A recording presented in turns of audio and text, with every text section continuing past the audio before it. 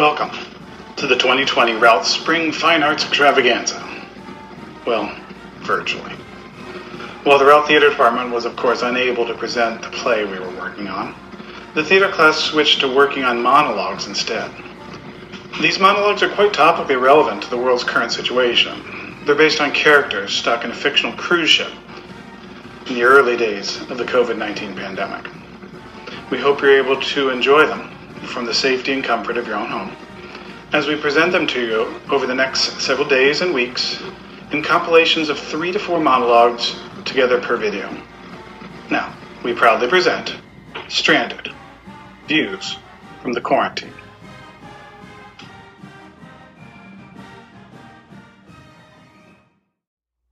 So I'm a kleptomaniac, like a for real one. Not like, oops, I stole a pen from Sandy's desk one time. I'm such a klepto. No, I have a legit disease and everything. I steal stuff. It's just sort of what I do. Why? I have no idea. It's not because I get any kind of rush from it or because I can't afford what I'm stealing. It's just because I want to. Nope, scratch that. Because I need to.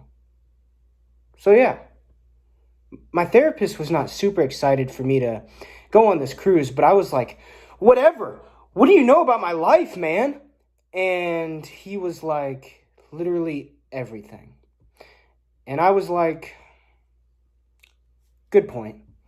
But I decided to go on the cruise anyway because I thought I could handle it.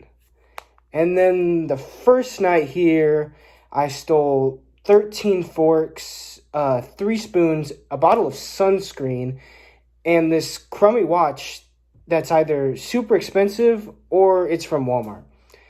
I can't tell and I don't really care. Did it make me feel better? No. Stop asking dumb questions. You're clearly missing the point of mental health.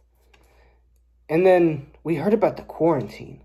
Like the announcement over the loudspeakers, the meeting we all had to go to. It was weird. Like we're hearing about this super contagious disease while we're packed together like a bunch of sardines. Dumb. I stole some lady's magazine out of her purse while she was talking to her husband about their kids. I guess they have like 4 and they were worried about them. And I guess I thought it wasn't a big deal until we all got masks and gloves.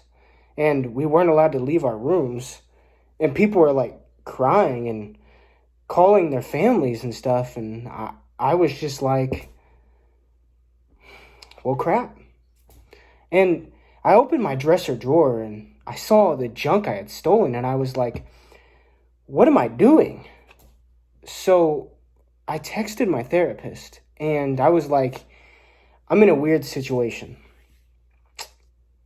I'm going to return stuff to people. And he was like, that's really good, Alex. And I was like, I don't know. For a moment, I felt a sense of relief, I guess. Because I steal stuff as a compulsion, and it never makes me feel any better. But the prospect of returning it made me, I don't know. Happy's not the right word. Calm is better. And I never feel calm. So I returned everything. But nobody knows I did it. So I reverse stole it, and probably nobody cares, but I do. And if it makes things a little bit better by returning all that random junk, then I guess I did something good. Maybe. I don't know. I'm going to talk to my therapist about this, provided I don't get the coronavirus and keel over and die in 3 minutes. Except I'm not kidding. So yeah, that's it.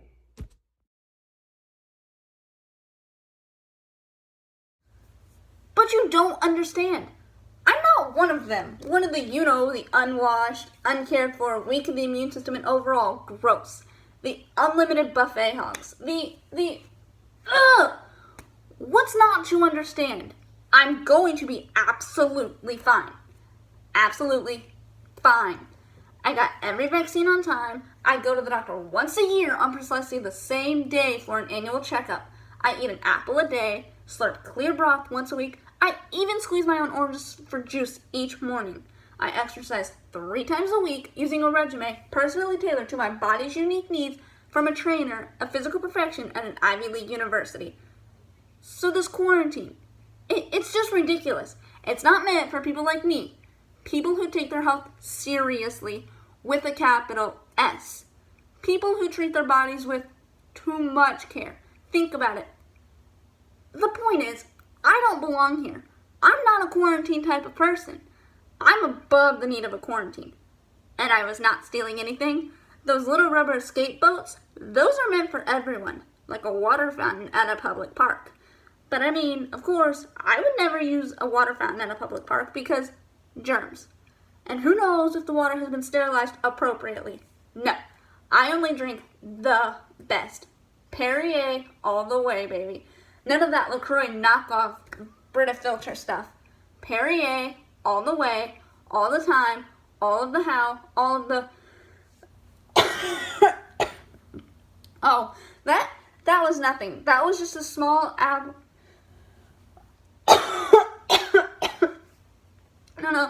No cough here. Just something stuck in my throat. Probably the remains of a raw carrot.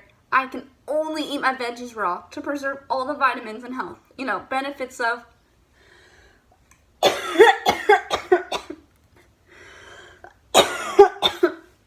Well, as I was saying, any chance there's an extra bed in the nurse's office? What do you think they've been doing up there on that big cruise ship thing, Chloe? How long have they been in there? 2 weeks? Or 3 weeks? I disremember. You know what? There's some folks up there getting to know what it's like doing time halfway anyway. They got swimming pools, right? Ping pong tables? You think they're still swimming around? I bet you somebody's peed in the pool, huh? Playing ping pong? Played ping pong a couple times. That stuff is so boring, they should use it for a sleep aid. Oh man, that boat's like the perfect old age home for rich people. Bet you they don't want to get off. Bet they're hitting people with their canes trying to get on there. Get off me, get off me. You know what? They should kick their asses off and let on the homeless. They should let them sleep right on those ping pong tables. All those deck chair thingies. See? My idea is rich people don't care about the poor people because they never met one. How many cabins they got on that airboat? Mix and mingle? I mix things up for once. Put one of the homeless folks in each cabin with the rich dude. How many beds they got in each room? 2 doubles, maybe? Whew.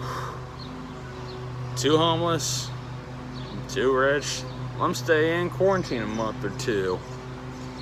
Whew. Whoa. No. 2 rich, 1 homeless, 1 filmmaker. Yeah, put stuff out there, man.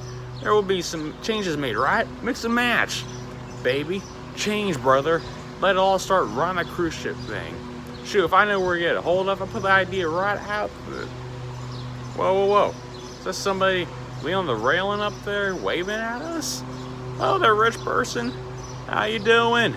Invite me on, dude. I got 17 years of stuff to lay on you, brother.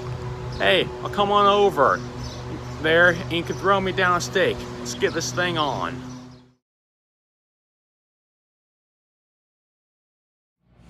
Never would you believe you'd ever hear the words I'm about to say. But it's so easy to say them now that I can't actually see you.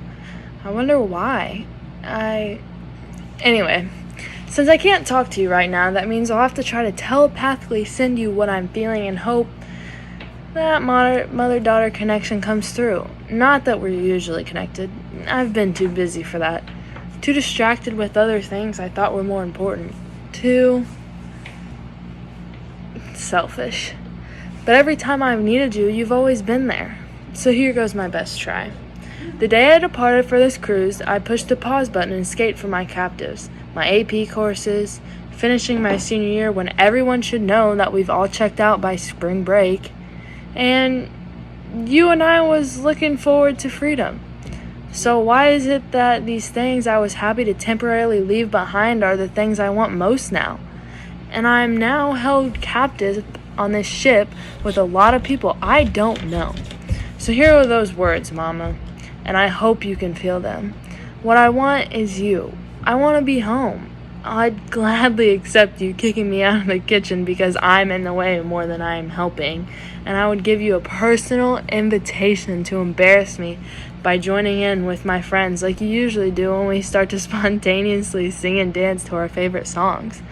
I want to laugh with you even though what you think is funny is actually corny. Like when you told me about the ever-pretentious Miss Goff trying to introduce Mr. Peabody, a guest pianist, who was about to play for a crowd in church, and instead she said, "And now, Mr. Playbody will pee for us." I was too cool to laugh with you, but then you started laughing and I couldn't hold back. As much as I tried, I miss your laugh. When I get home, I want you to repeat every annoying cliche you've ever said to me because they're all replaying in my head right now. Worrying will never change the outcome. Put your positive pants on. Will this matter a year from now? I never admitted it to you, but I kind of like those cliches. I even find myself repeating them to my friends, but for some reason I can't tell you that. Sometimes when I want to say the right thing, I don't. There's a stubborn thing inside me that I can't always say what I mean. But right now, while you're not here, I want to say this, and I hope wherever you are right now, you can feel it. I'm sorry I've never told you before just how proud I am to have you as my mother. I love you.